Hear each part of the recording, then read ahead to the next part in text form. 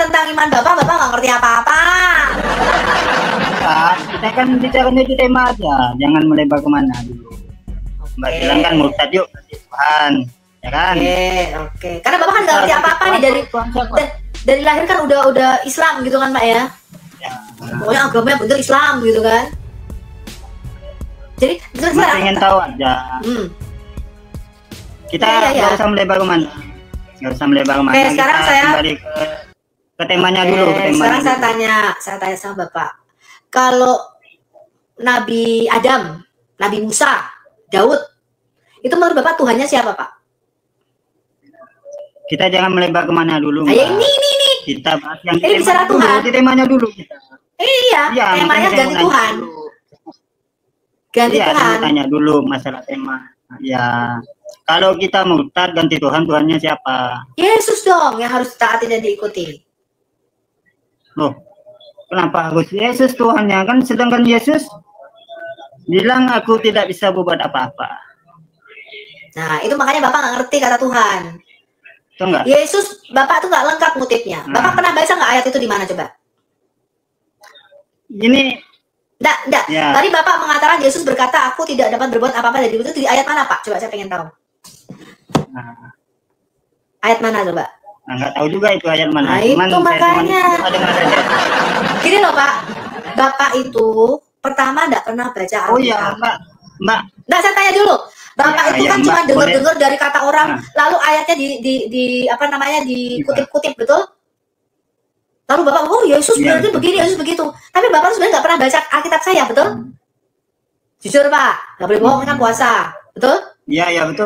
Iya, betul. Makanya Bapak tahu Yesus pernah berkata, aku tidak dapat berbuat apa-apa dari diriku itu dari siapa Pak? Dari si pendekar cadar hitam? Hah? Bapak dengar itu dari siapa? Bapak nggak pernah baca? Saya sih dengannya sih pas lagi nonton debat gitu Bang. Nah itu makanya Pak. Bapak itu nggak bisa gini loh. Contoh. Bapak itu tidak bisa mengenal seseorang kalau Bapak itu tidak hidup bersama dia, kenali dia, bergaul sehari-hari. Bapak nggak bisa menghakimi dia, betul? Yang tahu Bapak seperti apa orangnya, yang tahu saya seperti apa orang itu keluarga kita, betul? Betul enggak? Ya. Iya, sama Pak. Bapak nggak tahu isi Alkitab saya secara menyeluruh. Kalau Bapak itu nggak baca, nggak kenali dulu Alkitab saya. Kenapa? Karena Bapak hanya dengar dari gosip. Soalnya saya gini, Pak. Gosip orang. Bukan gosip, Mbak. Saya dengar dari Mikana kemarin itu pas dia bacanya, cuman di ayat-ayat Bapak itu saya lupa itu, Mbak. Itu ada di Yohanes 5, Pak. Ini kan kalau orang Kristen Tuhannya itu kan Yesus ya Mbak? Iya. Mbak? Iya, Tuhannya Yesus. Jadi si Bunda Maria yang melahirkan Yesus kan Mbak? Betul. Jadi Tuhannya Bunda Maria itu siapa Mbak? Nah ini kamu nggak paham. Karena kata Tuhan itu di otakmu apa coba? Kalau kamu dengar kata Tuhan itu apa di otakmu? Iya, saya nanya. Saya kan ini tanya Mbak. Nah ya makanya kata Tuhan gini loh, dari tadi kita sudah jelaskan, kita berdialog sama Bang Bus sudah jelaskan apa artinya Yesus sebagai Tuhan. Tuhan itu Pak artinya bukan pencipta. Di benak-benakmu kan Tuhan itu pencipta, betul? Betul. Tuhan itu bukan pencipta Pak. Tuhan itu artinya orang yang kau tunduk dan taat, yang kau ikuti, itu Tuhan. Makanya kalau Bapak baca Tuhan itu kan bahasa Indonesia, betul? Bahasa Arabnya itu apa sih, Mbak? Kata Tuhan di dalam Quran itu Rob, betul? Rob, betul? Bahasa Arabnya. Mungkin betul. Oh, mungkin betul, ya pasti betul. Bapak baca di dalam Quranmu tuh, surat 6 ayat 115, di dalam surah 12 ayat 50. Di situ Rob itu bisa diterjemahkan Tuhan atau Tuan, betul? Ada Quran nggak di situ? Kalau Rob itu kan kalau coba Bapak buka sebentar. Bapak buka surah 12 ayat 50. Ini loh, enggak. Bapak tuh bingung tuh karena Tuhan tuh di otakmu tuh dalam bahasa Indonesia itu artinya pencipta. Ada, Mbak. Hah? Ada Al-Qur'an cuma nggak ada artinya, Mbak. Lah ya pantas Anda masih Islam, Pak. Lah, saya tahu kenapa Anda masih Islam. Ya, makanya saya tahu kenapa Anda masih Islam belum ganti Tuhan. Karena ternyata Anda punya buku, nggak tahu artinya. Iya, itu saya nggak tahu artinya, namanya juga saya bodoh, Mbak. Jangankan artinya, Mbak, baca saja nggak pandai, Mbak. Nah itu, sudah baca Arabnya nggak bisa, artinya pun Bapak nggak tahu. Lah, gini Pak, bagaimana Bapak? Oke, sekarang. Ya nggak apa-apa, Pak. Memang 85% orang Indonesia kayak gitu, Pak. Saudara saya juga yang muslim nggak tahu artinya. Iya. Pertanyaan saya, Pak. Kita kan nggak tahu harus nanya kan, Mbak. Kalau nggak tahu harus nanya kan, Mbak. Betul. Nggak gini loh, Pak. Iya.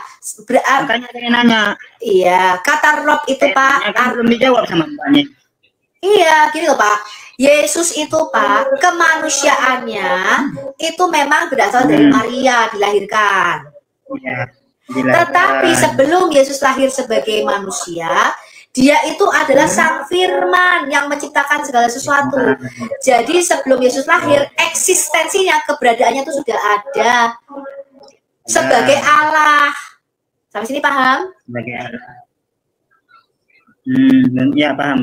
Sejak kekal. Jadi gini, Yesus itu kemanusiaannya tuh memang baru 2000 tahun yang lalu. Tapi sebelum dia nusul sebagai manusia, dia itu pencipta, Pak. Dia itu firman Allah yang olehnya melalui Yesus, melalui Sang Firman inilah Allah menciptakan segala sesuatu. Ngerti ya? Jadi sebelum lahir itu dia sudah ada.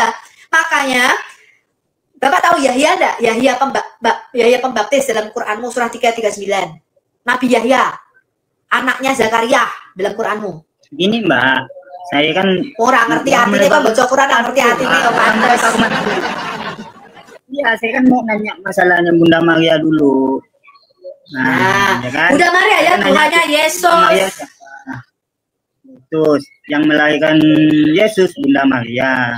Betul kan? Betul. Nah, Yesus bukan sang pencipta, kata Mbaknya tadi kan.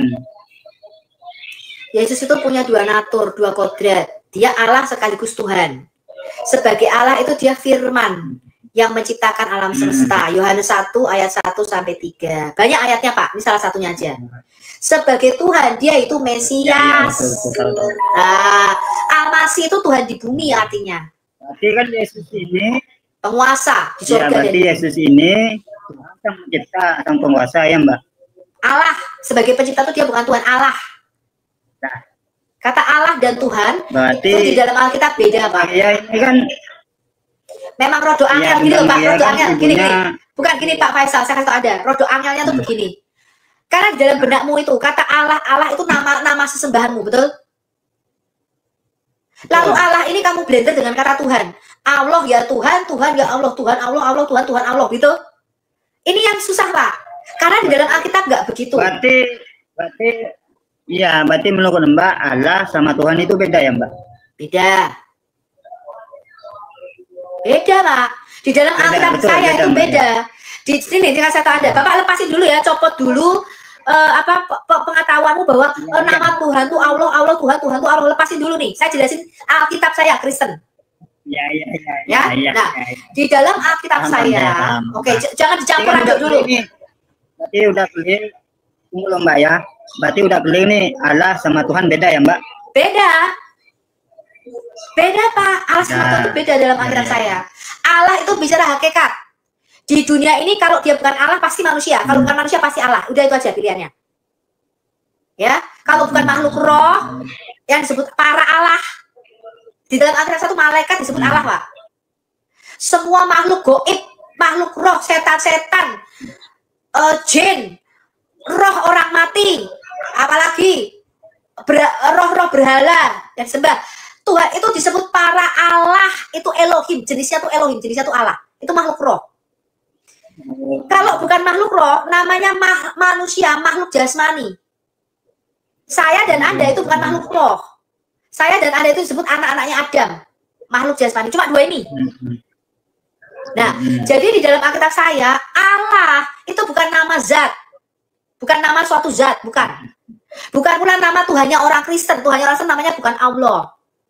Allah itu hakikat makhluknya. Kalau bukan Allah, dia ya manusia. Nah, Yesus itu punya dua kodrat ini. Dia Allah sekaligus manusia. Di dalam kemanusiaannya dia diberi gelar Tuhan, artinya penguasa. Penguasa surga dan bumi. Jadi di dalam Alkitab saya Pak, Adam manusia pertama itu juga gelarnya Tuhan di bumi. Dia penguasa di bumi ini. Paham ya Pak? Pencipta Allah kita itu gelarnya Tuhan di surga. Adam manusia itu gelarnya Tuhan di bumi. Nah ini yang mesti Bapak perlu pahami. Nah, jadi kalau ditanya siapa? Itu siapa Mbak? Allah di surga itu Bapak. Bapak itu siapa Mbak? Bapak itu pencipta alam semesta, yang mana di dalam diri Bapak ini terdapat firman dan roh. Nah Yesus itu adalah firman yang di dalam diri Bapak ini, yang kemudian nuzul menjadi manusia. Nah, saya kasih Anda contoh nih. Quran nih Pak, Quran. Ini kan Quran Bapak firman Allah. Kalau di dalam iman Islammu, Bapak itu percaya bahwa kalimatullah, firman Allah itu nuzul jadi buku, jadi kitab Quran, betul? Pada malam Lailatul Qadar ini loh nanti yang Anda peringati, betul? Firman turun jadi Quran, betul? Pada malam Lailatul Qadar. Nah, Quranmu ini kan punya dua kodrat. Sebagai kalamullah, dia bersifat kalam nafsi, nafasnya Allah. Artinya bukan ciptaan, kekal, kodim, betul? Maka ada kalau pegang Allah itu Mbak. Loh iya, kalam nafsi. Bapak tahu nggak kalam nafsi? Benar, jangan disela dulu Pak. Jangan salah dulu. Bapak Islam Sunni bukan? Bukan. Syiah. Ini bukan Syiah. Lah Bapak apa Islamnya? NU. Ya itu Sunni Pak, sama aja. Bukan. Quranmu ini, sebentar Pak, sebentar. Dengarkan saya dulu. Pak, Quranmu ini sebagai kalamnya Allah, firmannya Allah, kan sifatnya kekal, betul? Betul. Bukan ciptaan. Itu namanya kalam nafsi. Tetapi bukunya ini loh Pak, cetakannya ini loh Pak, kertasnya ini loh Pak. Tulisannya ini hurufnya. Itu kalam lafaznya, kalam lafaznya. Itu kan ciptaan loh Pak. Maka Quranmu ini punya dua kodrat.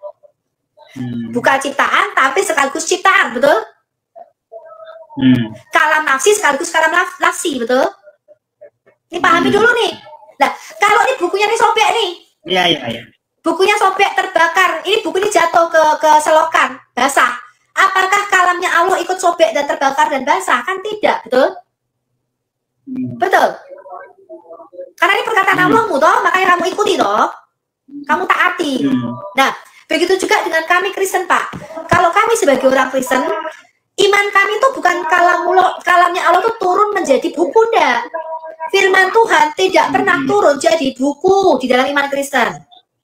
Yohanes 1 ayat 1 mengatakan firman itu adalah Allah, di mana Allah melalui firman itu menciptakan segala sesuatu. Kemudian Yohanes 1 ayat 14 dalam Alkitab kami berkata firman itu turunnya jadi manusia. Maka Yesus itu punya dua natur Pak. Sebagai firman Allah, dia pencipta, dia bersifat ilahi, makanya dialah Allah. Tapi bukan Bapa, dia firman, sang firman. Tapi ketika dia nusul jadi manusia, dia mengambil satu kodrat baru, namanya kamil bil al-nasut, sungguh-sungguh manusia. Sebagai Allah, dia kamil bil al-lahut, sungguh-sungguh Allah. Sebagai manusia, dia kamil bil al-nasut, sungguh-sungguh manusia. Maka Yesus punya dua natur, kemanusiaannya bisa dibunuh, makan, lapar, tapi tidak bisa berbuat dosa, tidak ada dosa di dalam diri Yesus. Itu kemanusiaan Yesus. Tapi sebagai firman, ya tidak bisa mati, Pak. Oh, namanya aja firman kekal. Sama seperti kitabmu itu tadi, tidak bisa terbakar, kalamnya Allah, nggak bisa lecek, nggak bisa ini, tapi bukunya bisa, gitu loh. Ya, Mbak. Berarti Allah dengan Yesus ini satu atau dua, Mbak? Sekarang saya tanya, Pak Faisal itu punya tubuh, betul? Pak Faisal itu punya jiwa, betul? Betul? Punya pikiran, kehendak, perasaan. Pak Faisal itu punya roh, betul? Kalau mati tubuh rohmu dipisah dari tubuhmu, betul? Betul? Ya, betul. Pak Faisal itu satu apa tiga? Satu. Nah, tapi rohmu bisa dipisah dari tubuhmu kalau kamu mati. Jadi berapa Faisal? Satu. Tubuhnya Pak Faisal, tubuh Pak Faisal dengan tubuhnya Pak Faisal dengan rohnya Pak Faisal itu bisa dibedakan nggak? Beda nggak? Tubuh dengan rohnya? Bisa beda. Beda. Lah kok tetap satu Pak, kan dua? Iya, dua. Dua apa dengan satu? tubuh. Ya, Dua, roh, jiwa, dan tubuh, betul? Roh, jiwa, Ya, dan tubuh, betul. betul? 3, betul? Ya, betul. Nah, Pak Faisalnya ada berapa? 1. Nah, katanya 3 apa 1? 1. Katanya tubuhnya Pak Faisal sama nggak dengan rohnya Pak Faisal? Ketika bersatu sama. Ketika sama dicabut ya dong. beda. Rohmu dengan tubuhmu, rohmu kan tidak kelihatan di dalam dirimu. Iya. Jiwanya Pak Faisal dengan tubuhnya Pak Faisal sama nggak? Saya nanya dulu, apa yang ditanyakan sama waktu pisah, waktu dicabut atau masih bersatu? Loh, kalau bisa dipisah itu artinya 1 apa 2? Apa Bapak membelah diri? Bentar. Kalau rohnya dicabut, berarti kan kita mati, Mbak. Betul. Lah, itu saya menjelaskan begitu, Pak. Saya kasih tahu Anda, apa itu Trinitas dalam pandangan orang Kristen. Bukan jumlah Allah yang kita bicarakan. Trinitas itu bicara begini. Trinitas itu bicara begini. Ya, dengerin. Supaya Bapak nangkepnya sederhana. Trinitas itu begini, Pak. Di dalam diri Allah yang satu itu, Allah yang Esa yang disebut Bapa itu terdapat firman yang kekal dan roh yang kekal.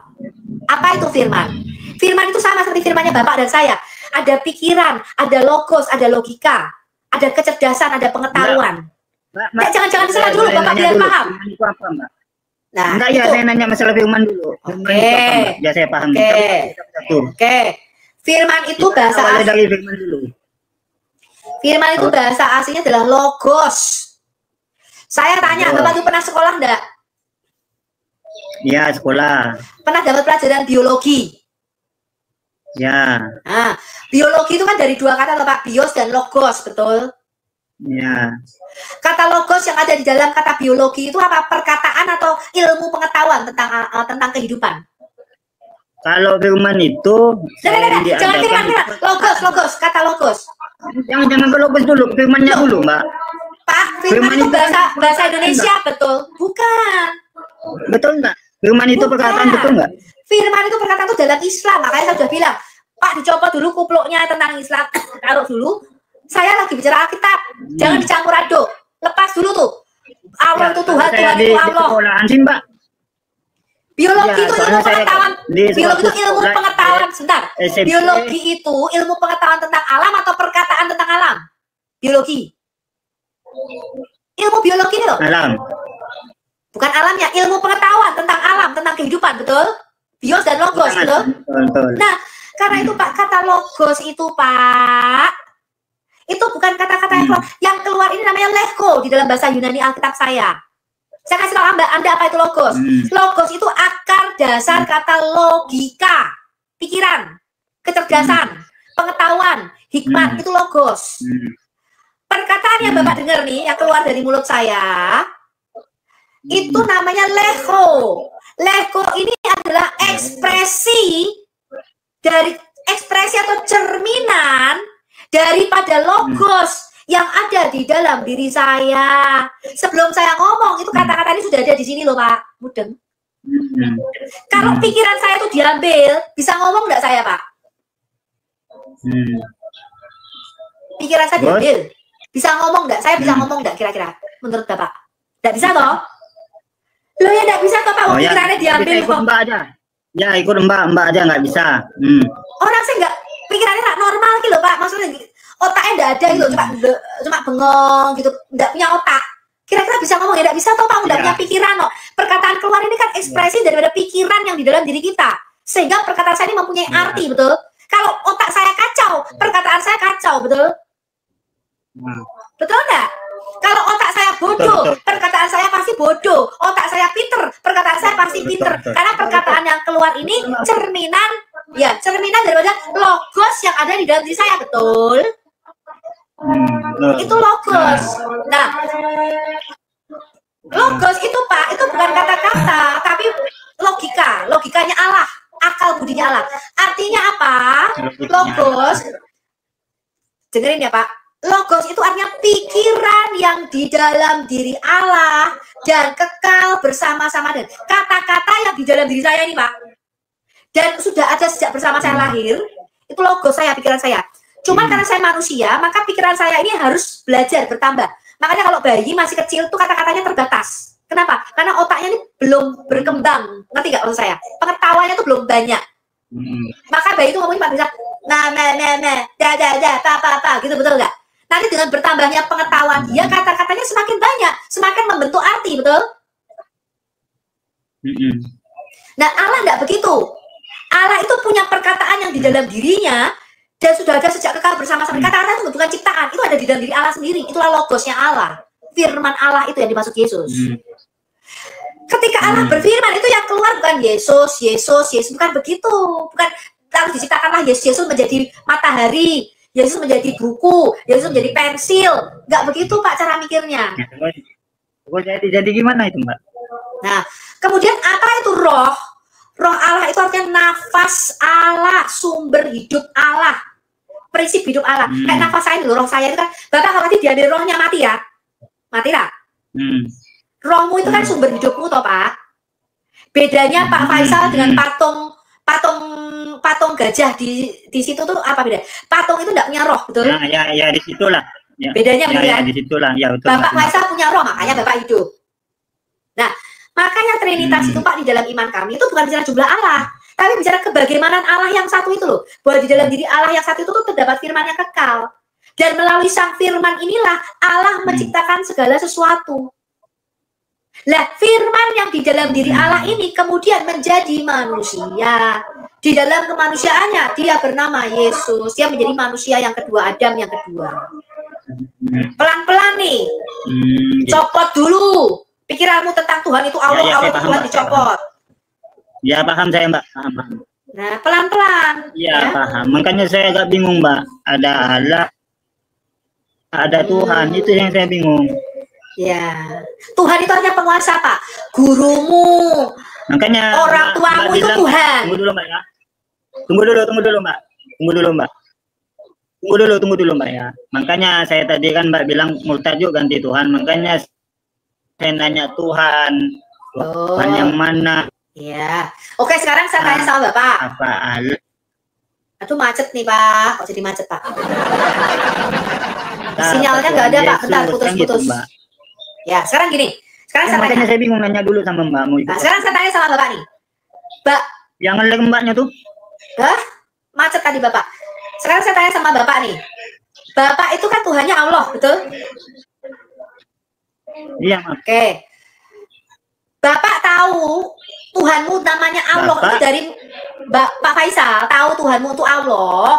Kamu harus mentuhankan Allah itu dari Muhammad, betul?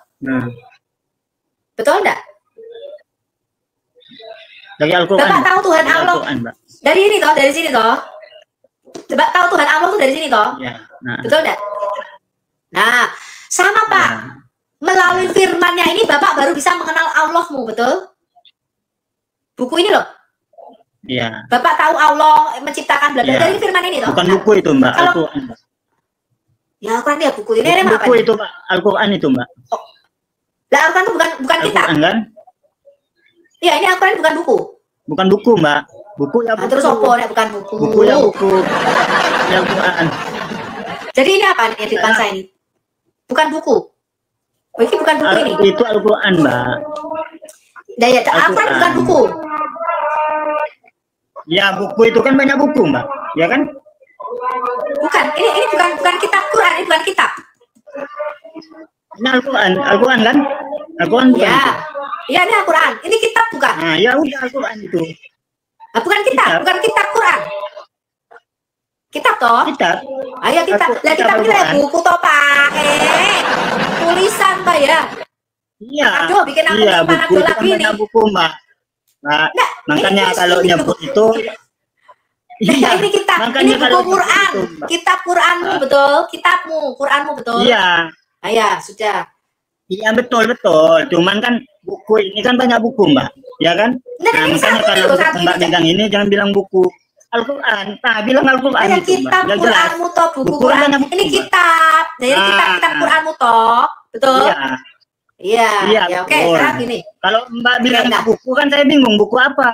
Buku matematika, buku IPA, saya kan bingung Mbak. Kalau Mbak bilang Al-Quran, saya bilang Al-Quran, kan gitu. Jadi jelas. Buku Quran maksudnya. Ya. Sekarang begini Pak, sama seperti Bapak nggak bisa kenal Allah tanpa melalui firman-Nya, betul? Nah kami juga demikian, kami nggak bisa mengenal Allah yang tidak kelihatan itu tanpa melalui sang firman, yaitu Yesus. Nah permasalahannya, di Bapak firman Allah jadi buku, di kami firman Allah jadi manusia, gitu loh Pak. Mbaknya ngelek. Hah? Apa Pak? Mbaknya ngelek. Oh iya, Bapak mungkin sinyalnya putus-putus. Mbaknya ngelek. Jadi udah benar kok, udah bisa dengar saya kan? Udah bisa dengar saya kan? Hilang itu Mbak. Hilang. Masa sih Pak? Itu sinyalnya Bapak kali. Tes. Udah Pak? Nah, itu udah. Aduh. Udah.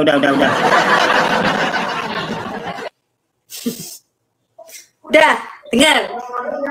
Ya gitu Pak. Jadi kalau di Bapak tuh tidak bisa mengenal Allahmu tanpa firmanmu ini. Kalau kami nggak bisa kenal Bapak tanpa sang firman. Nah, masalahnya di iman Bapak, firmannya Allah itu jadi buku, di kami firman Allah jadi manusia. Jadi kami harus mentaati sang firman. Ini loh, kalau buku ini loh, Bapak misalnya buku ini ngomong, Pak, nyebur ke laut. Nah, Bapak ikut, taat. Nah, kami, Yesus bilang, Sofi, nyebur ke laut, kami harus taat. Karena kami tidak bisa menyembah Allah yang tidak kelihatan tanpa menyembah sang firman. Kami tidak bisa mentuhankan Allah yang tidak kelihatan tanpa mentuhankan sang firman. Karena di kami, iman kami, firman Allah itu, Pak, logosnya Allah itu bukan jadi buku, tapi jadi manusia. Itu loh, Pak, masalahnya. Ngerti ya? Ya gitu. Tuh. Tapi gini Mbak, nanya sekali lagi ya Mbak, boleh Mbak? Kalau saya murtad kan Mbak, jadi saya ini mau ikut Allah atau Tuhan Yesus Mbak? Pak, ikut Tuhan Yesus sama dengan ikut Allah? Coba sekarang saya tanya Pak, Bapak bisa nggak taat kepada Allah tapi tidak taat kepada Muhammad? Bisa? Bapak taat kepada Allah tanpa taat kepada firman-Nya, bisa nggak Pak? Bapak mau taat kepada Allah, tapi Bapak mau taat kepada firman-Nya, bisa nggak? Bisa nggak? Nggak bisa toh Pak? Nggak bisa toh, betul? Hah? Gimana? Bapak taat kepada Allah, ini Bapak dengar nggak? Bapak taat kepada Allah, tapi Bapak tidak taat kepada firman-Nya, bisa nggak Pak? Bisa nggak? Harus taat dua-duanya dengan firman-Nya. Iya, Bapak taat kepada firman-Nya sama dengan Bapak taat kepada Allah. Dengan catatan Mbak. Ya Mbak, tapi dengan catatan kita taat dengan Allah, tapi tidak menyembah firman-Nya Mbak. Loh, menyembah itu tuh gini loh Pak. Loh, kamu menyembah, buktinya kamu pegang ini aja sampai kamu taruh di atas lemari, tidak boleh kebanjiran, nggak boleh rusak. Kalau pegang ini harus wudu-wudu. Ini buku ini suci toh Pak. Iya Mbak. Saya kan, tapi kan gini loh, karena gini ya, Pak, dalam begini. Saya Pak. Ya, terus Bapak dulu deh, Bapak dulu, silakan. Saya kasih kesempatan Bapak bicara dulu. Saya kan taat sama Allah, taat sama firman-Nya. Ya kan, saya ini taat dengan Allah, taat dengan firman-Nya, tapi tidak menyembah firman-Nya, Mbak. Menyembah Allah-Nya. Lah, sekarang gini Pak. Bapak maksud menyembah itu apa caranya? Menyembah itu gimana? Sujud-sujud gitu nyembah? Menyembah, ya, mengikuti perintah Allah. Ya podo wae to, Pak. Mengikuti. Sekarang menyembah itu sujud-sujud gitu maksudnya, Pak? Dengan perintah Allah. Nah, perintah Allahnya ada di mana? Kita ada di sini disuruh bukan? sholat. Ya, perintah Allahnya ada di sini bukan? Perintah Allahmu. Ya, betul ada di Al-Quran. Ya berarti kan Bapak ngikuti ini Bapak taati firman-Mu. Nah, sama. Tuhan kami Yesus artinya apa? Ya, kami harus saya nggak menyembah Al-Quran. Loh, ya makanya saya tanya, menyembah itu apa menurut Bapak? Menyembah. Apa Quran ini Bapak sembah-sembah ya. gitu? Jadi kalau ya, menurut Mbak, gini loh, Pak. kita menyembah Yesus, gimana Mbak? Sujud kepada Yesus. Gini Pak, kenapa Bapak tidak sujud kepada gimana, sebentar. Ya, saya jelaskan. Kenapa? Sebentar, saya jelaskan dulu. Kenapa Bapak tidak sujud-sujud menyembah kepada ini? Karena ini sebuah buku makhluk mati. Coba ada buku terus saya sembah-sembah, berarti saya pagan berhala, betul? Karena yang bisa kita sujud itu hanya manusia. Makanya Bapak, saya bacakan Bapak di Matius 2. Matius pasal yang kedua. Saya bacakan Bapak ya. Kalau Yesus itu bukan benda mati. Makanya gimana, Mbak? Saya bacakan Bapak di Matius 2. Sesudah Yesus dilahirkan di Bethlehem, di tanah Yudea, pada zaman Raja Herodes, datanglah orang-orang Majus dari timur ke Yerusalem dan bertanya-tanya, di manakah dia, raja orang Yahudi yang baru dilahirkan kawasan Yesus? Kami telah melihat bintangnya di timur dan kami datang untuk menyembah dia. Jadi Yesus lahir itu sudah disembah, Pak. Lalu saya bacakan Bapak Matius 2 ayat 11. Cara menyembah Yesus gimana, Mbak? Dengan mentaati perkataan Yesus. Cara. Nah, gini Pak.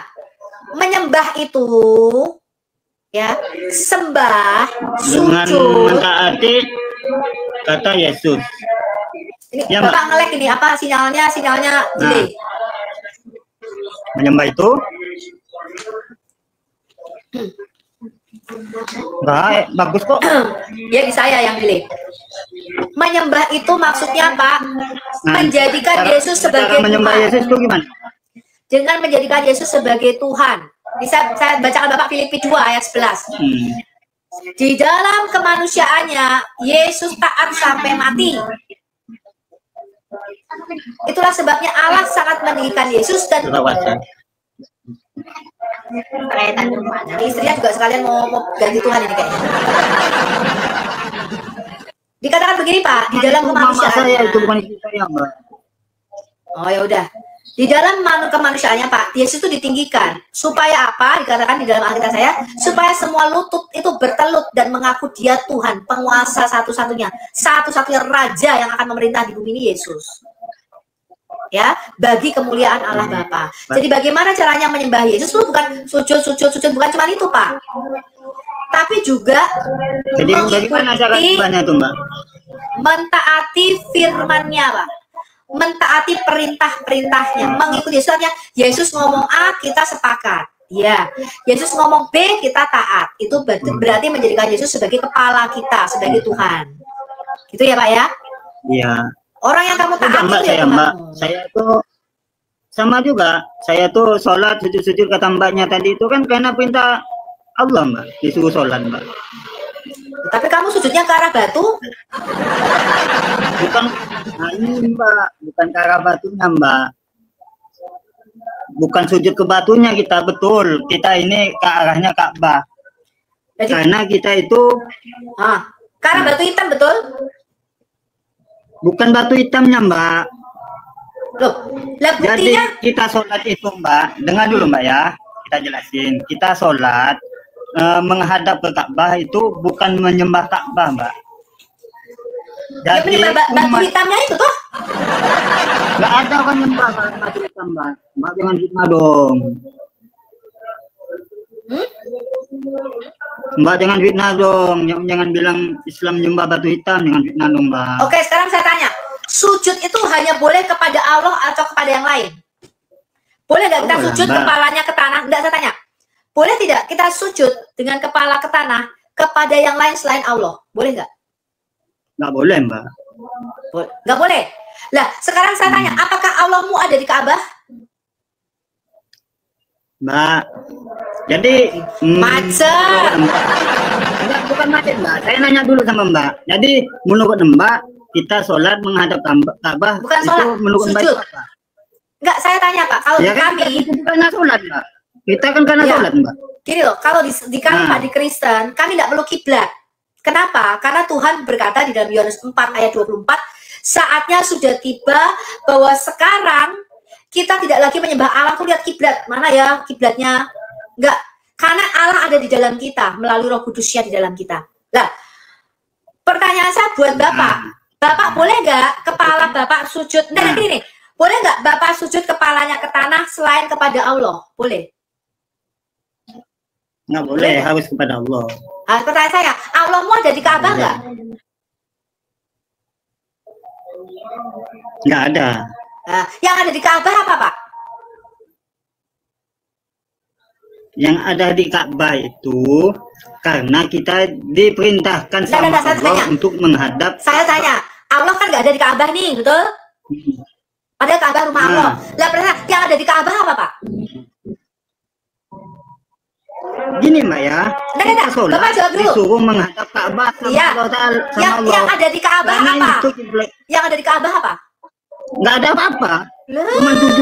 Cuman menghadap aja gitu. Di Ka'bah ada 2 batu, Pak. Namanya batu sujud ini. Sekarang saya tanya. Baik, sekarang saya tanya. Di Ka'bah ada batu hitam nggak? Ada. Berarti ketika Bapak sujud dengan kepala sampai ke tanah, Bapak sujud ke arah batu hitam itu tidak? Kalau kita pas lagi di depan batu hitam, cuman kalau kita lagi ke samping, kan Pak? Oh, batunya geser? Bukan berarti kita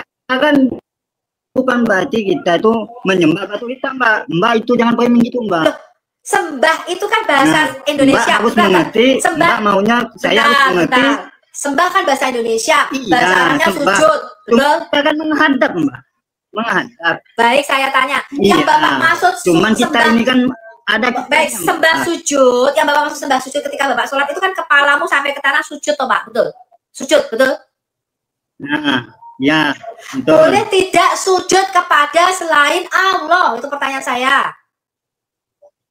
Kan udah dibilang, saya bilang udah dibilang dari tadi, Mbak, nggak boleh menyembah selain Allah. Bapak sujudnya kepada Ka'bah, katanya gitu kan? Bapak sujudnya ke arah Ka'bah. Dari Ka'bah Allah ada enggak? Bukan sujud. Ya kan Bapak sujud. Itu kan cuma menghadap. Iya. Itu kan menghadap, Mbak, ngerti enggak? Menghadap dengan menyembah Ka'bah itu. Maksud saya boleh nggak sih Bapak kepalanya sujud ke tanah kepada selain Allah? Kalau nggak boleh, kenapa Bapak sujud ke arah batu hitam? Oke, sekarang saya tanya kepada Bapak. Sekarang saya tanya kepada Mbak ngerti enggak? Sekarang saya tanya kepada Bapak. Sekarang saya tanya kepada Bapak. Kalau batu Hajar Aswad, batu hitam itu dipindah ke Turki. Ada 2 pecahan batu hitam di Turki, ada 2 pecahan kerikil. Batu hitam kan pernah pernah dicuri toh. Ada sekarang tuh ada 2 bongkahan pecahan Hajar Aswad di Turki, ada 2 kerikil kecil di Turki, disimpan di Turki. Pertanyaan saya, ketika kita menghadap ke Ka'bah, Mbak.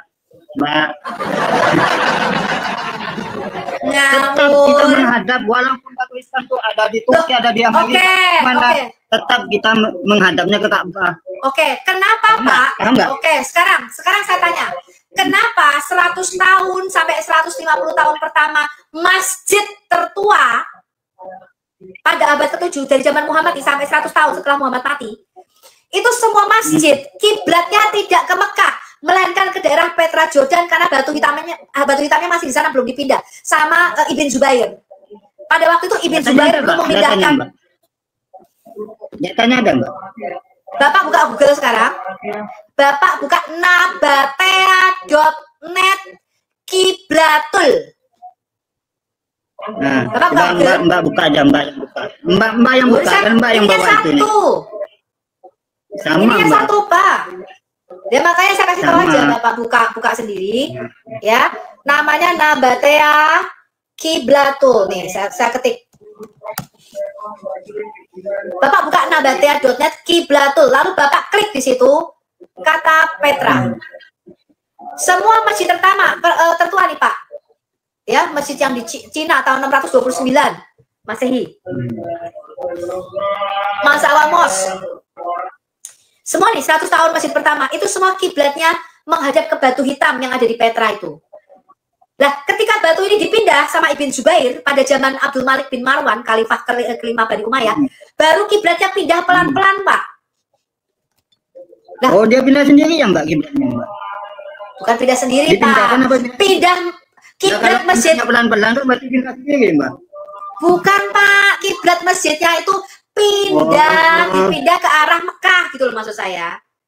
Kenapa kiblat Anda harus pindah dari Petra Jordan ke Mekah? Karena batunya tuh baru dipindahin, batu hitamnya. Datanya mana, Mbak? Ya ini Pak, kinabatea.net Kiblatul. Itulah Mbak. Mbak ini jangan memaksa kita untuk bilang iya kalau kita menyembah batu. Nah iya, kalau Bapak tidak sujud kepada batu hitam itu kenapa? Itu. Nah, kalau Bapak tidak sujud kepada batu hitam, kenapa ketika batu hitam? Nah, saya sujud kepada Allahnya di mana? Allahnya di mana? Allahnya di mana? Cuman Allah memerintahkan kita di mana-mana. Mana sih Bapak sholat harus menghadap Ka'bah itu di mana Pak? Ayat berapa coba? Sholat harus menghadap ke Ka'bah itu di mana Pak? Saya mau tahu perintah sholat. Mbak buka Google. Mbak buka Google. Mbak buka Google aja. Atau saya buka jawaban di Google pasti ada itu. Ya di mana? Mana perintah sholat itu di mana? Ketik aja di Google itu Mbak. Tapi jangan Tokopedia ya Mbak. Hah? Tokopedia. Ngawur naiki. Di mana? Kalau kamu sholat, kamu dalam menghadap Ka'bah itu di mana? Ya di mana? Saya mau tahu. Ketik aja di Google. Saya baru nyari. Iya, ketik aja. Lah kok sekarang kok mahal benar Google? Kok sekarang mahal benar Google dengan segala firmannya Pak? Gimana sih? Iya. Mbak kan kalau Al-Quran kan nanti susah carinya. Mbak cari di Google aja lah, yang gampang-gampang aja. Kan ada nanti penjelasannya itu Mbak. Loh enggak, pertanyaan saya Pak, kalau ada disuruh menghadap Masjidil Haram, kenapa 100 tahun pertama semua masjid itu enggak ke Mekah kiblatnya tapi ke Petra? Itu bukti arkeologinya gitu loh. Iya, makanya saya minta data itu Mbak. Nah ini saya udah bilang Kiblatul. Saya nggak pernah dengar itu Mbak. Saya nggak pernah dengar itu. Ini siapa ya yang bisa naik bantuin saya? Ini soalnya cuma 2 ininya. Soalnya gimana Mbak? Bukan ini loh, akun saya ini loh. Makanya Mbak, biar kita nggak pusing Mbak. Jangan bentar, aku naikkan akunku satu lagi. Kita kembali ke itu adanya Mbak. Kembali ke tema aja, biar nggak pusing, biar nggak muter-muter kemana-mana. Ya udah. Soalnya nih aku harus ke akun satu lagi. Jangan melebar kemana-mana. Kita fokus ke temanya aja itu, fokus itu. Biar nggak pusing kita, biar sama-sama nggak pusing kan? Ya udah, pokoknya saya sudah kasih referensi ya ke Bapak ya. Itu bukti-bukti data arkeologi itu Pak. Ya Bapak bisa lihat di nabatia.net. Itu dia meneliti, Dan Gibson ini adalah ahli arkeologi, ahli sejarah. Dia meneliti kiblat-kiblat semua masjid. Jadi di situ ada data. Masjid tahun berapa berdirinya, kiblatnya menghadap kemana itu diteliti sama dia. Ternyata setelah diteliti Pak, 100 tahun pertama itu masjidnya menghadapnya ke Petra. Gitu ya? Oke, sekarang kita lanjutin aja ya Pak. Daripada pusing-pusing, bingung-bingung. Betul. Udah, yang lain apa? Bapak mau tanya apa? Soalnya selama saya mengaji Mbak, saya cuman diajarkan sama guru saya kalau kita sholat itu diperintahkan menghadap Ka'bah. Nggak ada tertulis, nggak ada penerangan kalau kita itu harus menyembah batu hitam, nggak ada Mbak. Loh, tapi kan di Ka'bahmu ada batu hitam. Iya, Pak, semuanya ada di situ. Ada orang Pak di Ka'bah itu Pak. Mbak. Oke, sekarang saya nanya. Oke, sekarang saya nanya sama Bapak. Kenapa orang itu berlomba-lomba naik haji ke Mekah dan mencium batu hitam itu? Kenapa Pak? Kita kan diperintahkan bagi yang mampu kita naik haji ya Mbak. Ya kan? Bagi haji. Jadi Rasulullah pernah mencium batu hitam kata Mbak tadi itu kan? Kenapa kenapa batu dicium Pak? Dicium karena sahabat Nabi nanya kepada Nabi Muhammad, dia bertanya seperti ini, kenapa apa itu namanya dulu? Kenapa engkau menyium batu hitam itu? Menyembah. Kan? Keceplosan tuh dari dalam hati Bapak tuh. Ya kan sujud ke batu hitam itu kan? Bukan sujud ke batu hitam, Mbak ngerti Mbak ini. Loh, Nabimu pernah tawaf naik onta atau naik apa itu ke ledainya, lalu dia menunjuk dengan tongkatnya ke arah batu hitam itu dan berkata Allahu Akbar. Nah, kalau Bapak sholat itu, kalau jari Bapak nunjuk itu nunjuk kemana Pak? Kalau sholat yang begini-begini tuh? Nah, datanya mana Mbak? Datanya mana Mbak? Kalau Nabi Muhammad menunjuk dengan tongkat ke batu itu, lalu bilang apa kata Mbak tadi? Allahu Akbar. Bapak nggak pernah dengar itu? Nah, datanya mana itu Mbak? Datanya Mbak. Nih saya kasih ya, sebentar. Saya tanya dulu, Bapak kalau sholat itu jarinya nunjuk kemana Pak? Kok jarinya begini-begini tuh nunjuk ke mana? Bisa carikan waktu datanya. Kita jari kita. Nah, Mbak cari aja dulu. Ya, Bapak waktu nunjuk sholat itu nunjuk kemana jarinya tuh? Nunjuk siapa? Kenapa jarinya begini kalau sholat? Itu menunjuk ke depan kan Mbak? Ya, sampai depan itu kan? Ya, kenapa jarinya begini Pak? Kalau jarinya begini boleh nggak? Mbak tahu kenapa kita sholat jarinya seperti ini? Nah, saya tanya, malah Bapak tanya balik ke saya. Saya tanya, kenapa Bapak nunjuk itu siapa yang ditunjuk? Tahu kenapa? Kalau begini boleh nggak Pak? Ya. Begini nggak boleh? Atau begini nggak boleh? Harus begini? Kan? Ini gini artinya apa? Saya nggak tahu, saya tanya sama Bapak. Iya, Mbak. Kan tadi ini artinya sip top. Bukan. Ah ya. Kalau jarinya begini nggak boleh. Kan nggak, gini. Bapak waktu sholat jarinya boleh begini nggak? Nggak boleh. Harus begini. Iya, dengar dulu saya ngomong. Boleh saya ngomong nggak? Boleh saya ngomong nggak? Iya, saya tanya kenapa jarinya harus begini Pak? Boleh saya ngomong nggak? Iya, silakan ngomong. Nah, Mbak kan bilang tadi nggak boleh nggak gini? Boleh nggak gini? Ya kan? Mbak kan bukan anak kecil kan? Artinya ini apa? Artinya ini apa kan? Pasti tahu Mbak kan? Lah kalau ini artinya apa? Bapak sholat kenapa begini? Ini kan satu Mbak. Satu nggak ini Mbak? Ya, terus? Nah, berarti ini kalau kita begini boleh dikatakan satu atau menunjuk? Ya menunjuk dong. Oke, Bapak ketika sholat begini apa begini? Bapak ketika sholat jarinya begini apa begini? Nah, kenapa begini? Kenapa nggak begini?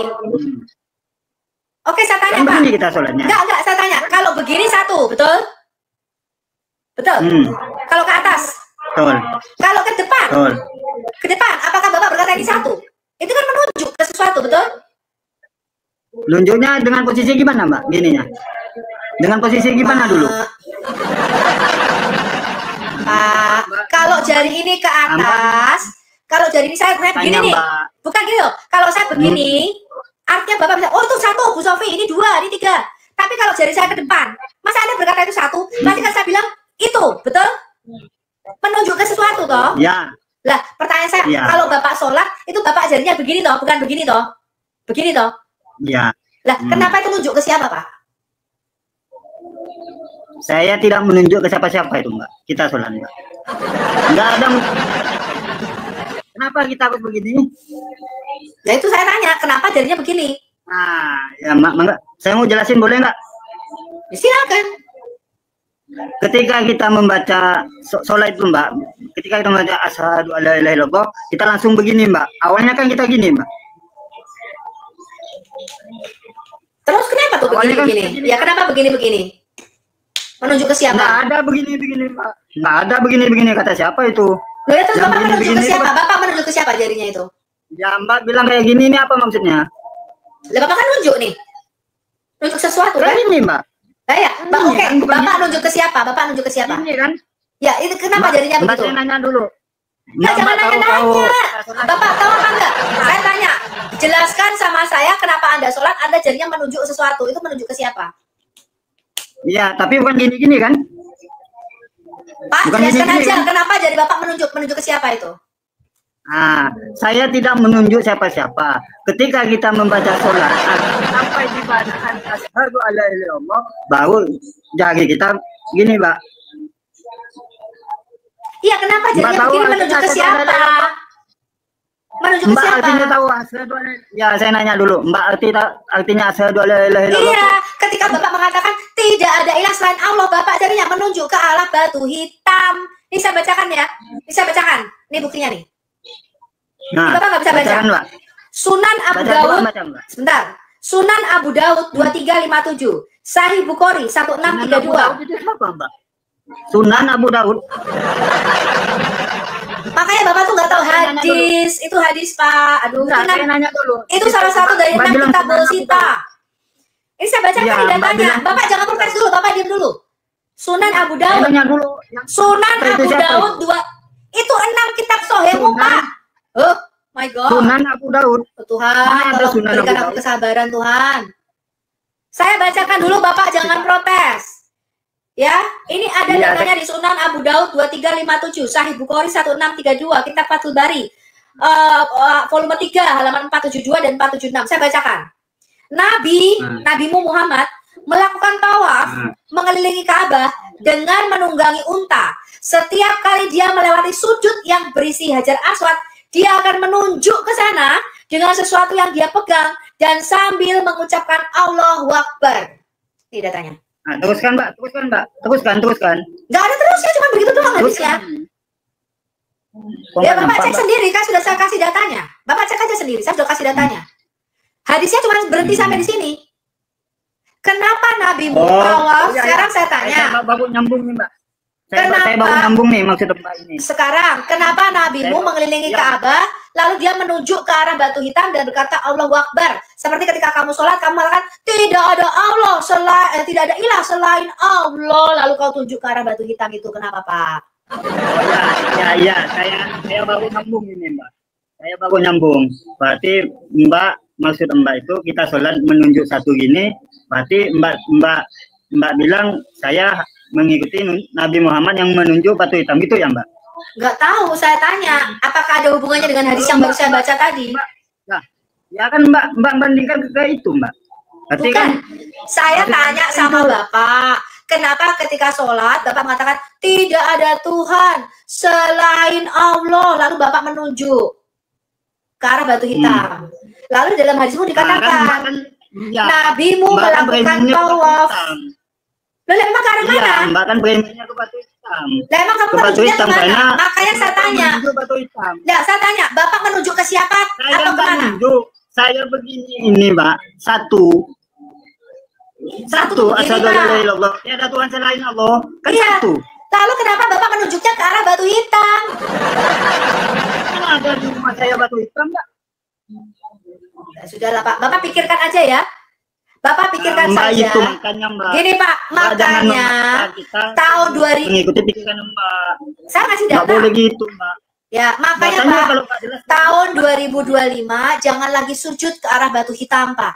Ya, karena Alkitab berkata dengan ke batu hitam, Mbak. Mbak itu yang goblok, Mas Awan dibilang enggak, Pak. Saudara saya sujud ke arah batu hitam. Itu.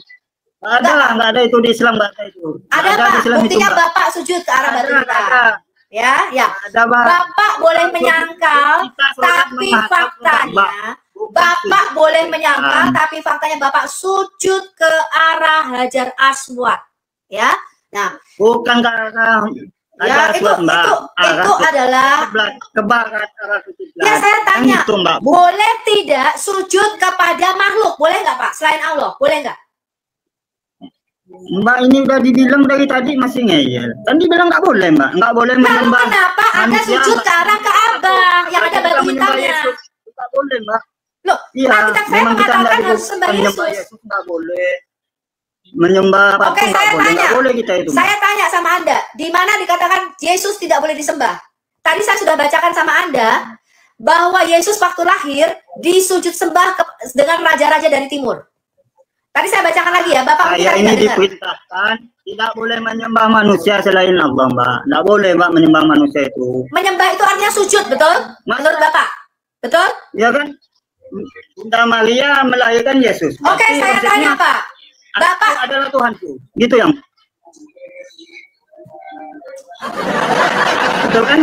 Aku adalah Tuhanku. Kalau Yesus itu Tuhan. Nah, sedangkan Bunda Maria melahirkan. Makanya Pak Faisal, Bapak harus ngerti dulu definisi Tuhan. Tadi saya sudah jelaskan. Tuhan itu apa? Bapak nggak jelas. Makanya Mbak, saya tanya kita sama menghadap Bapak. kiblat. Baik, saya tanya sama Bapak. Itu Mbak bilangnya ke batu hitam. Nah, sekarang saya bawa ke situ, salah kan? Mbak nggak mau kan? Sama Maria juga sujud menyembah kepada Yesus. Bapak baca Matius 28. Bapak baca Kisah Rasul 2. Nah, Bahkan ya, kan, bukan hanya, kan sebentar Tuhan, Pak. Anakku Tuhanku, kan begitu Mbak. Betul, betul. Makanya Ya, Maria berkata, Tuhanku, berarti, kan? makanya Pak, ketika Maria datang kepada ibu daripada Nabi Yahya, Elizabeth berkata, siapakah aku ini sehingga ibu Tuhanku datang mengunjungi aku. Maria tahu Pak, yang dikandung dia itu Mesias, Tuhan. Iya, makanya kami nggak mau Pak, nggak mau Mbak. Kalau kamu tidak mau sujud menyembah, Yesus nggak mau. Oke, saya kasih Bapak satu ayat. Surah Kalau ada orang, sebentar Pak, Bapak kalau nggak gantian saya turunkan, Bapak diem. Ya, saya bacakan Bapak Tafsir Ibnu Katsir surah 3 ayat 39 di mana Yahya ketika di dalam kandungan ibunya, nabimu di dalam Quran, sujud menyembah kepada Isa di dalam kandungan Maria. Kenapa Nabi Yahya ketika di dalam kandungan sujud kepada Nabi Isa, Pak? Kenapa coba? Tuh, Bapak di mute, Bapak buka mute-nya. Makanya kalau saya ngomong, Bapak jangan ngomong. Pertanyaan saya, Pak. Mbak. Enggak, jangan nanya dulu. Nabi Isa ini. Bentar, Pak, saya jawab dulu ya. Yesus Kristus tuh harus disujud sembah. Bapak baca tadi, Lukas 19 ayat 27. Barang siapa tidak sujud menyembah kepadaku, kata Yesus sebagai rajanya, akan dibunuh mati. Yaitu dimasukkan ke dalam neraka selama-lamanya. Gak bisa Pak, Yesus gak disembah. Nah, sekarang Bapak jangan ke sana dulu. Sekarang saya tanya sama Bapak, kenapa di dalam tafsir surah 3 ayat 39 Yahya, Nabi Bapak, sujud kepada Isa Al-Masih di dalam kandungan? Bapak jelaskan sama saya. Kenapa Isa Al-Masih disujud sembah sama Nabi Yahya? Nabi Isa ini Yesus apa Nabi Isa, Mbak? Bapak jawab dulu. Bapak tadi mengatakan tidak boleh sujud kepada manusia. Kenapa Nabi Yahyamu di dalam kandungan ibunya sujud menyembah kepada Nabi Isa? Di dalam tafsir Ibnu Katsir surah 3 ayat 39. Ya. Bapak pernah baca Ibnu Katsir enggak? Ya, saya kan gini deh Pak. Gini Pak Faisal. Gini ya Pak Faisal. Gini. Pak Faisal kata Tuhan. Gini Pak, diam dulu. Saya jawab, saya turunkan Bapak setelah ini. Pertama, Bapak nggak tahu apa-apa tentang agama Bapak. Bapak tidak tahu apa arti kata sujud menyembah. Bapak tidak tahu hadis-hadis Bapak. Bapak bahkan dari hadis yang saya bacakan, ketika Muhammad tawaf, lalu dia menunjuk kepada batu hitam dan berkata Allahu Akbar, Bapak baru tahu itu. Bapak Sunan Abu Daud, Bapak nggak tahu.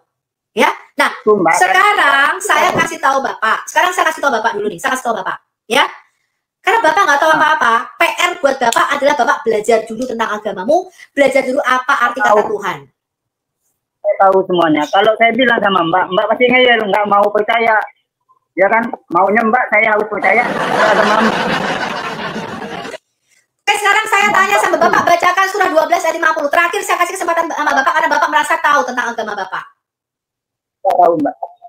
Nggak tahu apa-apa kan Bapak tentang agama Bapak? Ya sudah, kalau nggak tahu, Bapak belajar dulu ya.